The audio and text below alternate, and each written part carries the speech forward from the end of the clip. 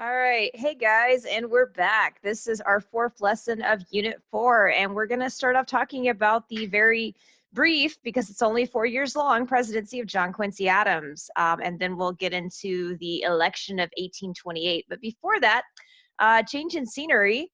I am filming in my husband's office because I'm too lazy to go downstairs. So here is my husband briefly, Mr. Ramsey, to say hi to you guys. Okay. um he really likes the Doomslayer. That's the Doomslayer helmet. Anyway, so we're going to talk about JQA's presidency, JQA being John Quincy Adams. Now remember the corrupt bargain. The corrupt bargain of 1824's election was where there was no majority winner in the Electoral College. And so that election went to the House of Representatives. Henry Clay, who just missed out on being in the top 3 in the election of 1824, happened to be the Speaker of the House. So he played kingmaker and basically decided to make John Quincy Adams the president. In exchange, though, this is where the corrupt bargain takes place. Henry Clay would get to become the Secretary of State. And so that deal is going to be derided by Jackson supporters as a corrupt bargain. And they will not let anybody forget about this. And like I said last time, Jackson and his supporters are going to make JQA's life, his presidency, a living hell. In his inaugural address, John Quincy Adams, he's trying to, like Jefferson before him, kind of rally the nation past this division. He actually tries to reach out and extend an olive branch to General Jackson and say, hey, no tough feelings. Why don't you become my Secretary of War? Of course, Jackson turned him down. Jackson has no interest in any kind of mollification. He is out for revenge, and he is got his eyes on 1828, 4 years later. But that's not going to stop John Quincy Adams from trying to be a good president. Remember, he's the son of John Adams. He's been groomed since he was a little boy for this job, and he wants to make the most of it. And JQA, he comes out swinging with a really ambitious domestic policy, basically saying he wants to build all sorts of internal improvements, infrastructure like massive roadway systems, canals. The very first railroad in America, the Baltimore-Ohio Railroad we talked about earlier, will be constructed under John Quincy Adams' presidency. These numerous canals, especially in the Great Lakes, the north, like in Ohio region, a lot of these are done by like private companies, but John Quincy Adams administration will do the surveying. They'll provide the federal land and the right environment and climate to make these internal improvements possible. And the Cumberland Road that we've talked about before, that only went like 50 miles, like not even into the Appalachians from Maryland, it will now go all the way from Cumberland, Maryland to Ohio. So there are a lot of internal improvements done during John Quincy Adams' presidency. But unfortunately, most of the other stuff he wants to do, and remember, Henry Clay supported JQA because he couldn't stand Jackson, but also JQA supported Henry Clay's American system. So these other things that John Quincy Adams wants to do, like, make the national bank stronger, push tariffs to protect American industry, these sorts of things, they don't really happen. At least not as much as John Quincy Adams was hoping for, because at every turn, Jackson supporters are thwarting him. Now, on the tariff, there was a very important tariff that does get by in 1828. This is the election year. This is months before the election, actually. And while John Quincy Adams is not like crazy about this wasn't the tariff he was hoping for. It sets like a 37% rate on imported manufactured goods and like a 45% tax rate on imported raw materials. This tariff in 1828 will be supported by the John Quincy Adams administration. And Southerners are going to absolutely hate it.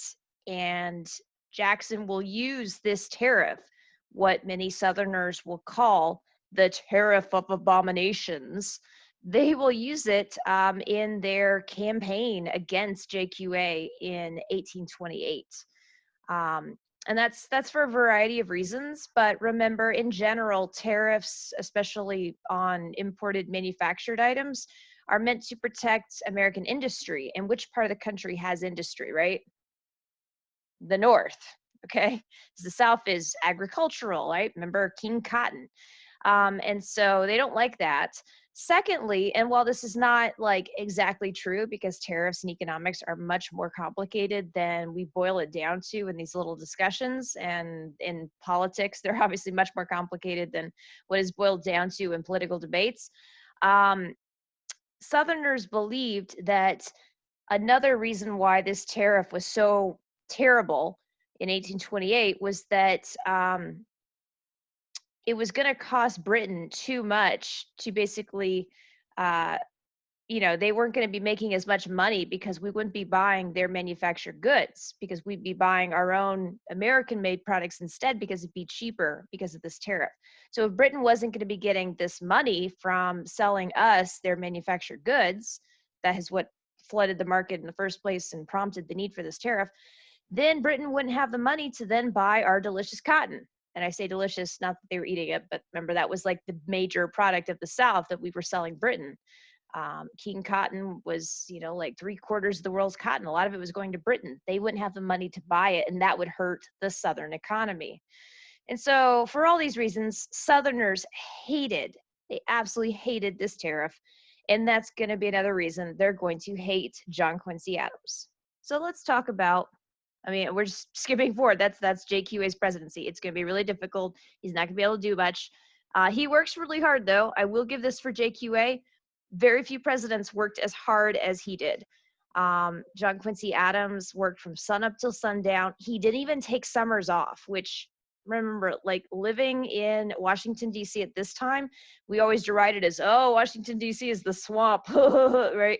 No, Washington, D.C. actually was like literally a swamp at this time. Like you could get malaria and all sorts of diseases from all the mosquitoes that were there because it was terrible. So most politicians, most presidents up to this time, they would go like, Washington would go to Mount Vernon, and like Thomas Jefferson would go back to Monticello. They would go back to their places like during the summer to escape the DC heat and all the like diseases and the nastiness of the swamp there. But not John Quincy Adams. He worked tirelessly every day. He never took a vacation. His wife and his staff, his cabinet, everybody kind of complained that he just worked so hard. They were working he was working them too hard. They never got a break. Um, he also was very, I think, conscious of the fact that many people had been very rude about his father's appearance and weight. Remember, John Adams, his father was derided as being fat and bald and his rotundancy and stuff. And so while John Quincy Adams couldn't really do a lot for his hair at this time, it was falling out. He was going bald, and wigs were kind of out of fashion by the 1820s. He did work out religiously, which was kind of rare at this time. Recreationally working out for one's health was not really something that people did, especially vigorous exercise. Many people believe that for a good constitution, maybe you should walk and stuff. But he actually like swam for exercise, and he swam in the Potomac, which again was really not the nicest water, but he swam in the Potomac every morning at like 5 a.m. And I think one time a reporter actually did the classic thing where they stole his clothes and then forced him to answer interview questions before they'd give him back because he swam buck naked. That's right. President John Quincy Adams went skinny dipping in the Potomac every morning at 5 a.m. Just imagine that. All right, so the election of 1828. It is, I'm sorry to spend so much time on like elections and stuff because there's obviously more to American history, but the election of 1828 is a really important one, just like the corrupt bargain election of 1824. Because often this is seen as kind of one of the first modern American elections. It sets forth a lot of the precedents we're going to see moving forward, mostly in the terms of how ugly, sadly, it gets.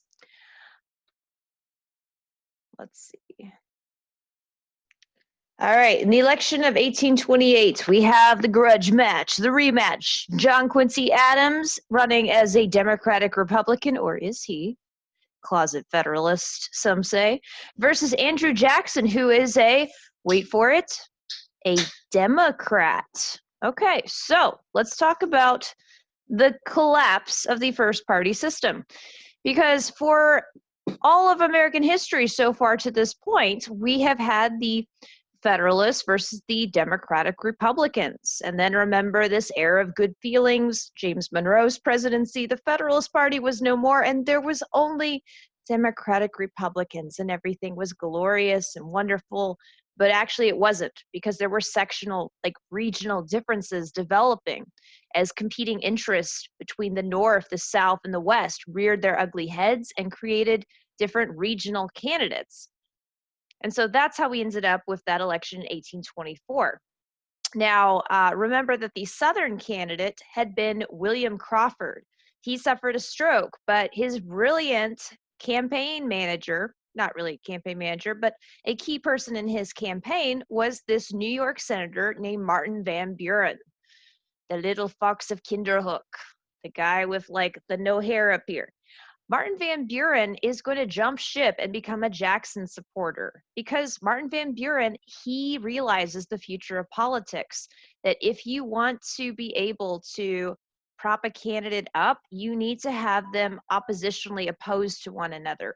It's dirty, it's not good for unity, but it is good for politics. And so Martin Van Buren basically creates the two-party system by helping Jackson to form a new political party in opposition to John Quincy Adams. And that will become, instead of the Democratic Republican Party, just the Democratic Party. And so Jackson in 1828 runs as the first Democrat, the first true Democrat.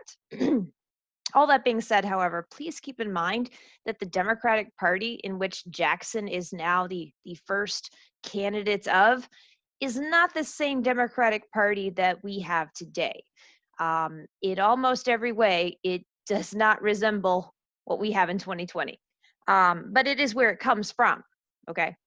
Now, as far as John Quincy Adams, well, what do we call his political party? Well, he doesn't really have one. Yes, he was a Democratic Republican. Yes, he had some Federalist tendencies. Yes, from his dad and everything else and his big government views. He tries to establish with Henry Clay like the new National Republican Party in opposition to Jackson's Democrats, but it doesn't really work out. So there's really no opposition yet. What eventually we will get, however, from people like Henry Clay and JQA and others who are opposed to Jackson will be the Whig Party, WHIG. But more on that later. So that is happening. Also in the election of 1828, remember that this is democracy in action. Pretty much every state, except for, I believe, South Carolina and one of the New England states, Delaware, every state but those two is going to go and switch from basically having like the legislature decide the electors in the Electoral College to having the popular vote decide who the electors would be. So that means that the actual people, like regular, ordinary white men, not landowning, not rich, okay, regular, ordinary white men, middle, poor classes, they can have a say now in who their president will be. And so Jackson is kind of in many ways the first truly, well, not truly, because there's so many people that still can't vote at this time, but more than any other president to this point, democratically elected president that we've had, okay? That's the democratization of America. And this election, like I said, gets really dirty. Now, when we have candidates being attacked, personal attacks being lobbied against people during an election, we call this mudslinging. Like you're throwing mud at people, you're throwing these attacks, personal attacks. So here is some of the attacks that Jackson supporters will lob against John Quincy Adams. They accused him of basically being an aristocrat, right? He's the Adams family and all that. They accused him of being an elitist, like, he's so snobby. Yes, Probably he was that. They accused him, and he took great offense to this, of using government money to buy a billiards table at the White House. Naughty, which he denied. And then the worst attack that they lob against JQA was that when he was serving as the minister to Russia, he had hired out his personal secretary to basically pimp out um, the American consulate to the Russian czar and his government. So he served as like a pimp while out in Russia. Not a great thing he's being accused of there. So that was some of the lobbying, the mudslinging against John Quincy Adams by Jackson's people.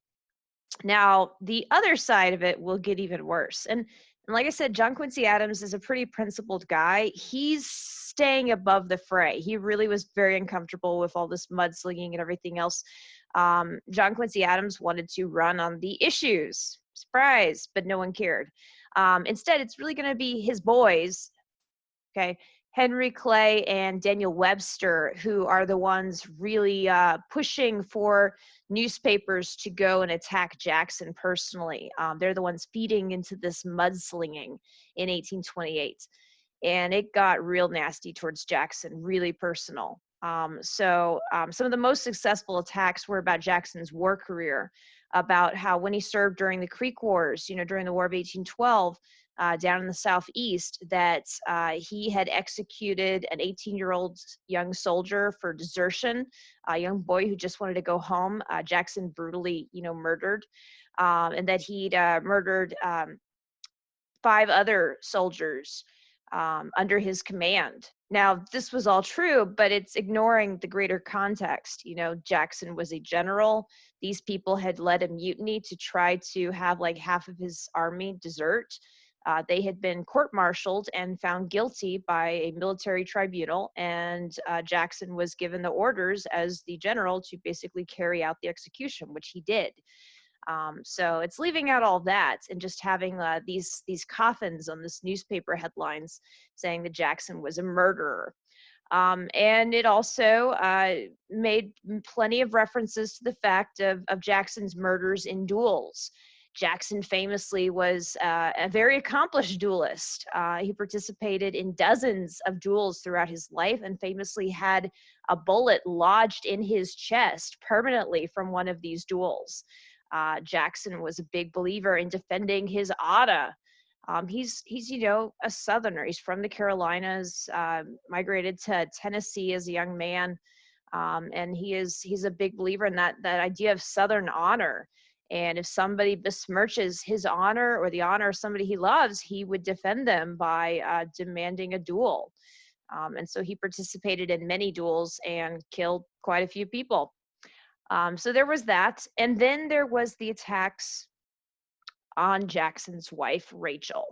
So let's talk about this for just a second, because this is going to be very important to the frame of mind that Jackson will have going into his presidency. So Rachel Donaldson, his wife, was very beautiful, young lady out in Tennessee, right when it was, right on the frontier. Her family was like one of the first to move out there to Tennessee. And she marries very young to this guy, Lewis Robles. And it's a very unhappy marriage due to all accounts. Maybe even he was abusive towards her. He definitely was neglectful. It was a bad situation. And so Rachel and him, they separate. And she thought that Lewis, her husband, would file for divorce. And so she left him and she went to go back and live with her mother. Okay, and then enter this young Andrew Jackson. This is like 1788. This is right after the American Revolution, when Jackson had served as a young drummer boy and lost his brother and his mother tragically during the war. He always blamed the British for their deaths to disease. They'd been imprisoned. And Jackson, as just a little boy, had fought for the revolutionary cause. So as a young man, he travels out to Tennessee, and he actually is going to rent a room in Rachel's mother's house that she rented out rooms in. It's a boarding house. And that's where they meet. And by all accounts, it was instant attraction. They fall in love. And on a trip out to Mississippi, which at this time was owned by the Spanish. They get married.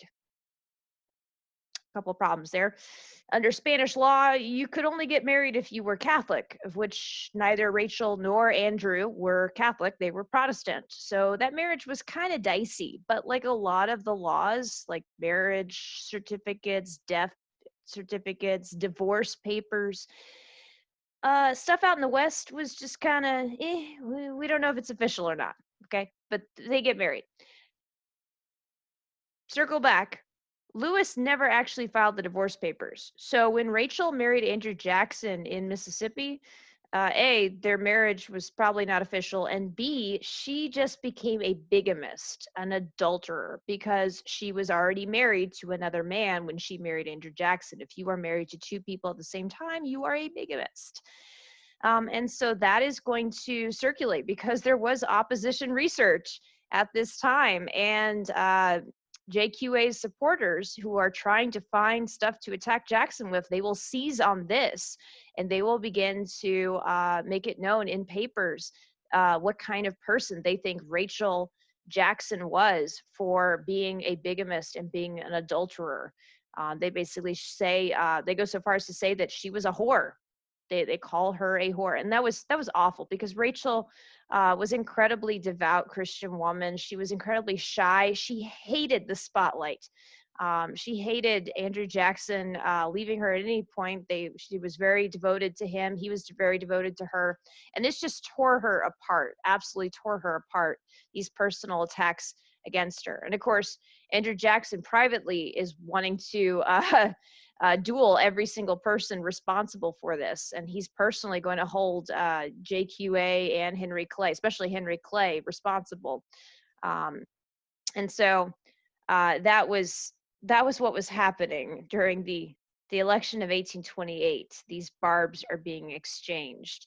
When the actual election takes place, it's not even close because of the hatred around the tariff of abominations, because of all of the strategic campaigning of like Martin Van Buren and the new apparatus of the new Democratic Party, and just the way it was handled, seeing that Jackson was calling JQA a fraud for the corrupt bargain of 1824. Because of all those reasons, you can see on the election map, all the blue are the states that will go towards Andrew Jackson. And he overwhelmingly wins the Electoral College. He wins the popular vote by like 7-8 percentage points. So it's a huge victory for Andrew Jackson in 1828.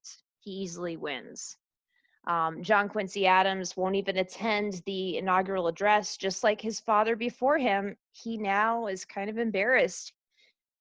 The Adams father and son, second and sixth presidents, they're the only ones we've had that have only served 4 years. And so he quietly goes back home, kind of trying to figure out what he's going to do for the rest of his life, because unlike a lot of these rich plantation Virginian guys, John Quincy Adams doesn't have the money to just retire and live out quietly the rest of his life. He needs to find some job, which he will find later on in the House of Representatives, becoming a key outspoken congressman from Massachusetts, his home state, against the issue of slavery.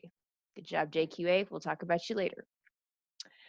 Now, one more thing before we take a little break here is that Rachel was torn apart by these rumors of her adulterous past. Now, she did eventually get the divorce. Her and Jackson, they did eventually remarry in a quiet ceremony just to make everything official. This all happened like decades before this election. But all this being drudged up and her being in the spotlight like this compounded her health issues. She had a weak heart. She was overweight. She was beyond stressed. And so just like weeks before Jackson was set to move from his home at the Hermitage, his plantation in Tennessee, to the White House, she suffers a heart attack and dies. And Jackson is just beside himself. The reports surrounding Rachel's death say that Jackson held her body for like days on end, refusing to eat or drink, just a man that is crushed beyond belief. He loved her, and he blames Henry Clay and these other JQA supporters and John Quincy Adams for her death because they had personally attacked her with that mudslinging during the election. I think Jackson says at Rachel's funeral that, may God have mercy upon Rachel's murderers, for I will not. And so that's kind of the mood that Jackson has going into the White House. He is all in black, in mourning, because his beloved wife has just died. He also was just elected the first president to really be elected by the average American people, even if it's mainly only, white men at this point. It was the average white men, not just the elite, that had elected Jackson. And they're celebrating this victory as a victory of the people. And so Jackson's uh, inaugural ceremony and the parties at the White House are going to be a big deal. It was so crowded, in fact, that Jackson himself, the man of the hour, the new president just recently sworn in, couldn't even squeeze his way into the front foyer of the White House. He had to go in through a window, and just everybody partying and going crazy. It was quite the moment, the celebration of our new democratization.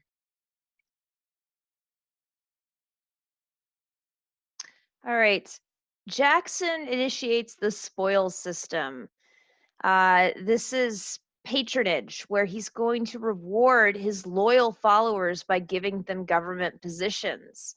Now, you have John C. Calhoun, who had jumped ship, and remember, he'd been John Quincy Adams' vice president.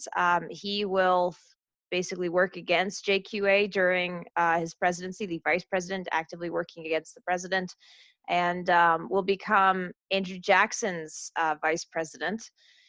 So he is the vice president. You're going to have John Eaton, a very loyal friend, longtime friend of Andrew Jackson, somebody who served under him in their military careers, become the Secretary of War. And you're going to have, of course, Martin Van Buren becoming Jackson's Secretary of State. Due to his role in helping to create this new Democratic Party and helping to get Jackson elected. And so Jackson has these loyal followers, and he rewards those who are loyal to him. Going so far as basically to give people appointments not based on their skill, but just based on their loyalty. That's what we mean by the spoils system. Now, the first real affair of the Jackson presidency is kind of having to do with a sex scandal. And I know you're probably thinking, well, miss, there's lots of those. Why do I have to spend time listening about it during this lecture? Why can't you just get to the stuff I need to know? Well, actually, this sex scandal plays a really important part in Jackson's presidency, in shaking up his cabinet and leading to like future events and the election of Martin Van Buren. So let's spend just a little bit of time here at the end of this lecture talking about the petticoat affair. Petticoats were, by the way, the undergarment layers of a woman's dress back in this time period. So it's kind of a way of referring to this as an affair surrounding a pretty girl, okay? And that pretty girl was Margaret Timberlake, who actually was called Peggy, even though she herself didn't go by Peggy. But we're going to call her Peggy. So as a young woman, just kind of like Rachel, she's very, very beautiful. And her father owned a boarding house and also a bar, boarding house bar in Washington, D.C.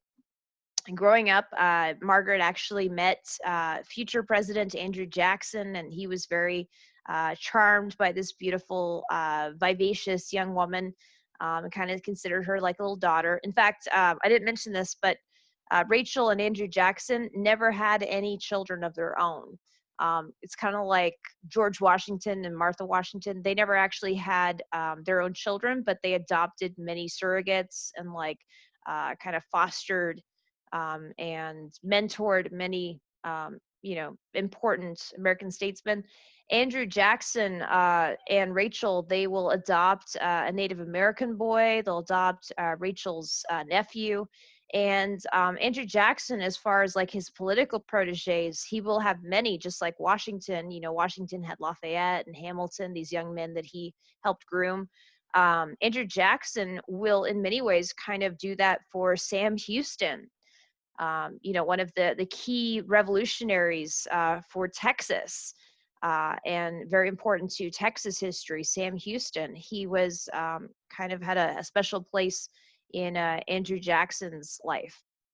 So anyway, all that being said, Margaret, this young woman, she marries kind of like Rachel. She marries young, and it's a very unhappy marriage again, by all accounts. Her husband is in the Navy and is often away. And so this young woman working at her father's tavern is often serving drinks and fraternizing and flirting with the Washington elite. And that at this time was seen as a big no-no. Like, there's a huge double standard going on when it comes to sexual affairs at this time. What I mean by that is it was perfectly fine for men to fraternize with ladies who were not their wife. It was perfectly fine for them to flirt and to talk up, or even to do other things, as we have seen, like, remember Jefferson and stuff, although Jefferson was a widower. But for a young woman who was married to be talking to a man in a flirtatious manner who was not her husband, that was seen as a serious no-no. And she would then be labeled as like a whore or a scarlet woman, or other such, because of her actions. And so Margaret had this reputation for being a huge flirt, basically. In comes John Eaton, close personal friend of Andrew Jackson. He meets Peggy at this tavern while she's serving drinks, and the two very quickly they flirt a lot, and it becomes evident that John Eaton wants to marry her. Like, he really wants to marry this married woman. And Washington society was pretty small at this time. Like I said, it's a swamp city. It wasn't the big city that it is today, and a lot of people start to take notice of his actions being very inappropriate, and that this young married woman is reciprocating extremely inappropriate shame.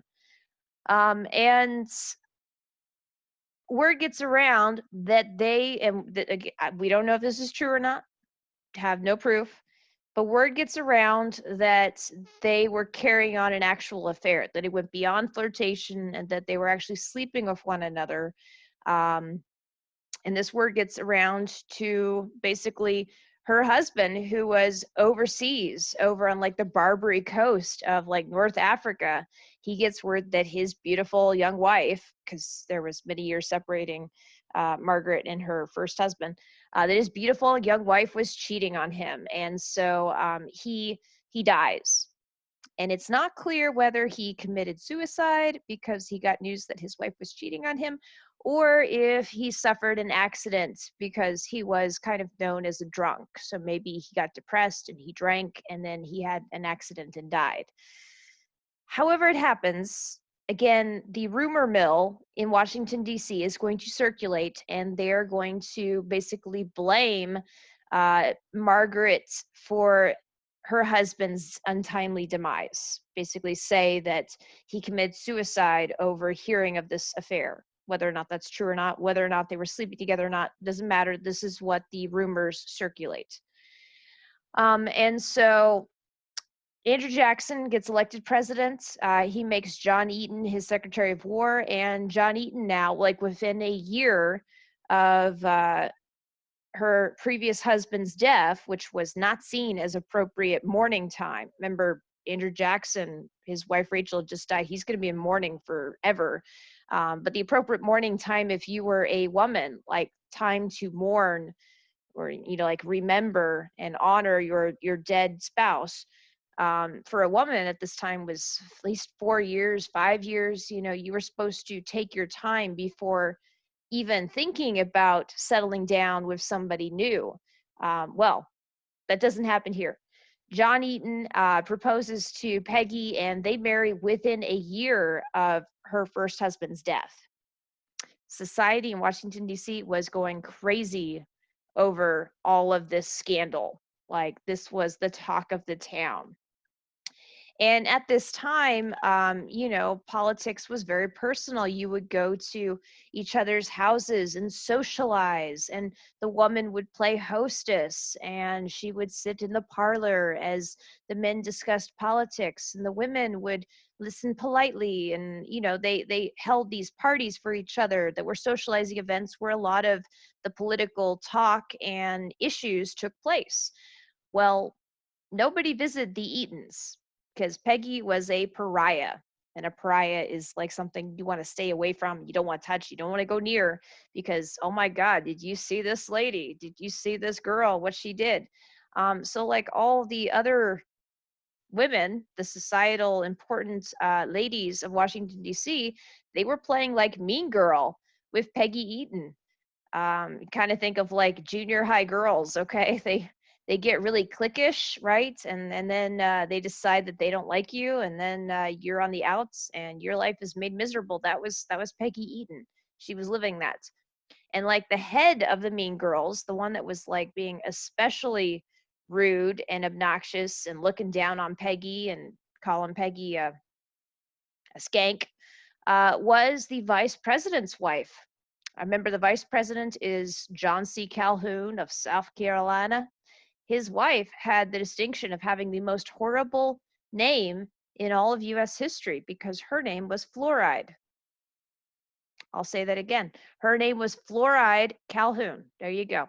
And she was the head of the Mean Girls. And basically, anytime the Eatons were coming to dinner, Fluoride would make Peggy's life a living hell and convince all the other ladies that if they associated with Peggy or with John Eaton, that they would be uncool and she would not be seen with them. And so the Eatons become ostracized.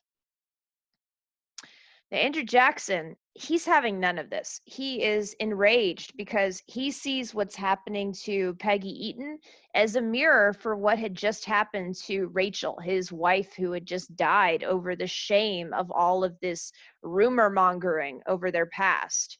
And so Andrew Jackson, he vehemently defends the Eatons. He encouraged John Eaton to propose to Peggy. He was a big romantic at heart. He always encouraged everybody to marry. But he encouraged the marriage and he defended Peggy, and he hated anybody who went after her personally. And so he and his vice president are going to have a big breakup over this, basically. Because remember, Fluoride, Calhoun's wife, is the main one leading the charge against Peggy. Now, while everybody's ganging up on the Eatons and being really rude, Martin Van Buren, that is Andrew Jackson, Secretary of State, the guy who helped get him elected and created the Democratic Party, is playing, again, some really smart politics because luckily Martin Van Buren didn't have a wife telling him how terrible the Eatons were. Martin Van Buren was a widower who had lost his wife. And so he decides to defend Peggy and ingratiate himself with Jackson. Like, oh, if I'm nice to this girl that Jackson, sees as kind of like a daughter that he's defending, then Jackson will like me better. And both John Eaton and Van Buren, they offered to resign. And Jackson says, no, no, no. All these other fools like Calhoun, they need to be the ones to resign. They're the ones that are being awful.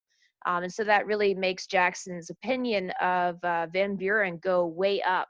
And after Calhoun does resign the vice presidency, kind of because a lot about this petticoat affair, well, then there's a vacancy available, right? And who should become the next vice president but the little fox of Kinderhook, Martin Van Buren. And then, of course, after Jackson serves his 8 years, Martin Van Buren will be the presumptive choice, Jackson's chosen successor for the next election. And that's how Martin Van Buren becomes our 8th president. So that is the petticoat affair. And I hope you could see why that will be important. It's not just going to be John C. Calhoun that resigns over this.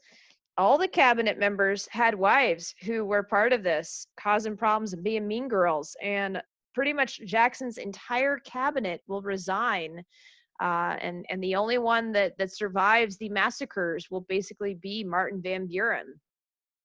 There's, by the way, a lot of parallels that we can draw between President Andrew Jackson and a certain modern American president. I will keep that president unnamed. But think about it. One of the things is that this guy is not politics as normal. He's an outsider, right? Being elected by them common folk. Okay. He's going to drain the swamp. Not really, because you can't drain the swamp at this time. And okay, he is going to basically fire his entire cabinet. Okay, who do you know that's fired cabinet official after cabinet official, who greatly admired Andrew Jackson, by the way? So there's a lot of parallels to be drawn there, that a lot of historians have pointed out recently. Okay, so we will talk more about Jackson's political White House situation and some of the important events in Jackson's presidency, of which there are a lot, like the Trail of Tears and the bank wars and the nullification crisis, many other huge events during Jackson's presidency we will talk about next time. So thank you guys. Bye.